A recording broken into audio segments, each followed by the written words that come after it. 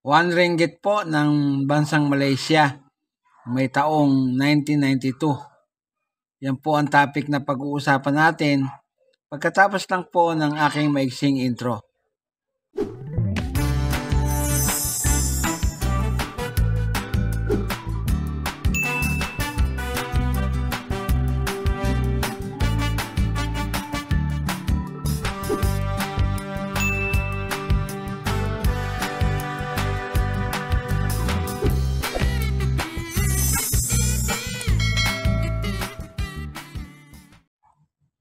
Magandang araw sa kapwa ko Pilipino dito sa Pilipinas at sa mga OFW.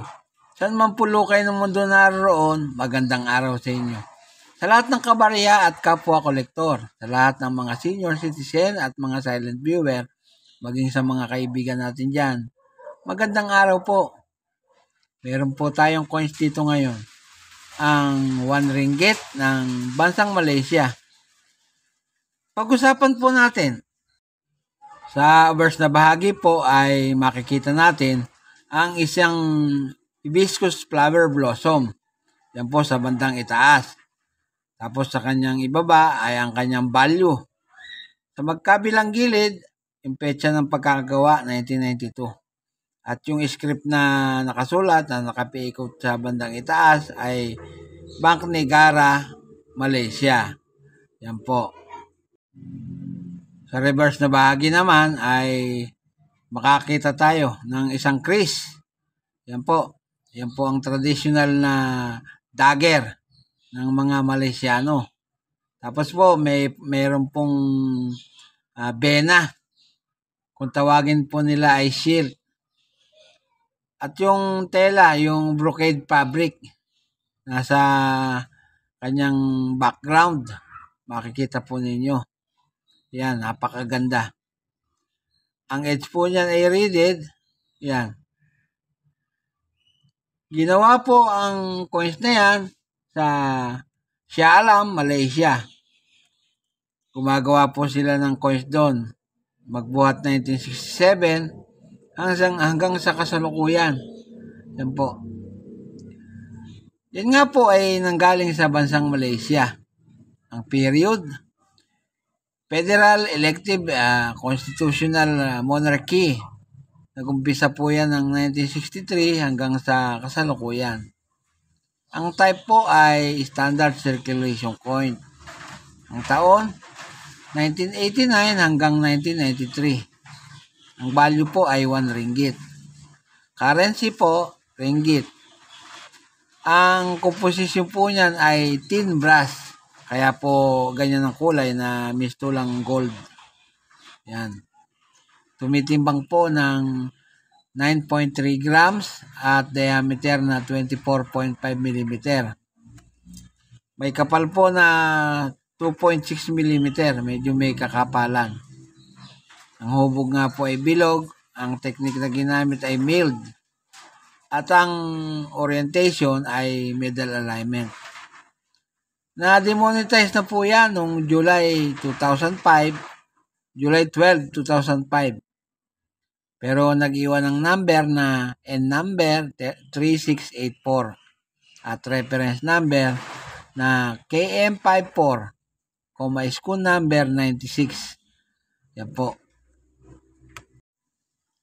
Noong pong taong 1992, ang kanilang bansa ay nagpagawa ng 139,041,750 pieces. Yan po ang mintage o 44% sa barya na yan. At dito po sa numista ay may mga presyo na po. Ang good po niyan ay 13 pesos. Ang very good ay 25 pesos. Ang fine ay 31 pesos. Ang very fine, 36 pesos. Ganun din ang extra fine at almost uncirculated. Pero yung pong uncirculated ay nagkakahalaga ng 62 pesos. Dito po sa eBay, kung 1990 ang inyong 1 ringgit, nagkakahalaga po yan ng 2 pounds. At kung 1992 naman ay nagkakahalaga po ng $6.21. Yan po ang eBay. Dito naman po sa Numis Corner, kapag ang coins ninyo ay 1993, ang halaga po niyan ay 5 euro. Yan po lamang at wala nang iba. Dumako naman tayo sa ating mga shoutout. Shoutout po sa mag-asawang si Loris Reyes Kabigting at si Raymart Kabigting.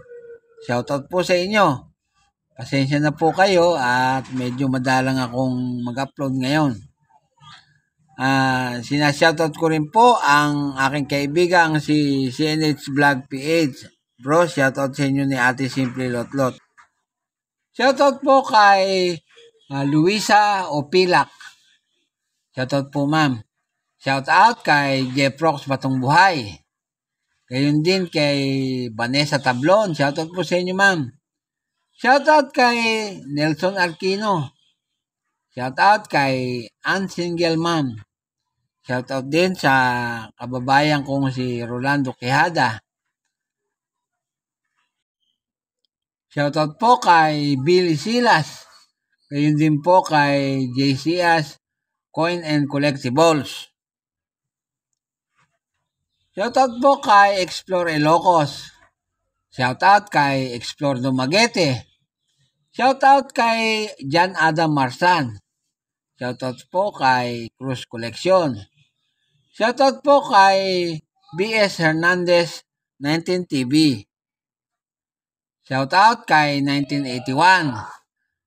Shoutout po kay Nitoy AC at Simple Maris. Yan po yung kababayan kong mga vlogger din. Walang sawa at walang tigil po akong nagpapasalamat sa inyo sapagkat lagi kayong nandyan at nakasubaybay sa aking channel.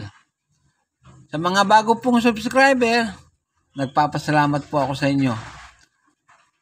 Huwag po naman sana ninyong makalimutan ang mag-subscribe para po sa mga baguhan ito. At pindutin ang notification bell para updated kayo sa tuwing may bago akong content. I-like at pakishare na rin po ang video ko. At sa huli, ay masabi kong mabuhay tayong lahat.